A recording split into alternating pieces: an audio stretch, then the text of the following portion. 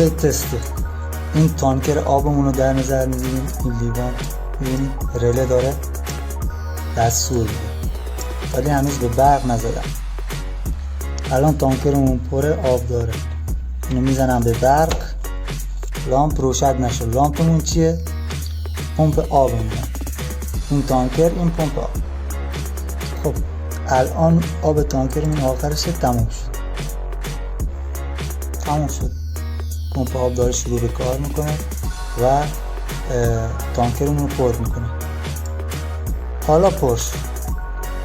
حالا که پر شد، لامپمون همون پمپ آب باشه خاموش میشه. خیلی راحت. حواستون باشه برق 220 ولت داره. خواهش میکنم از بچه‌ها به تنهایی انجام ندن. این پروژه رو من درست کردم به خاطر اینکه واقعا کاربردی بود. از شناور و از این خیلی از اینا رو کمتر میکنه. به هر حال تا کلیپ های بعدی، بدرود.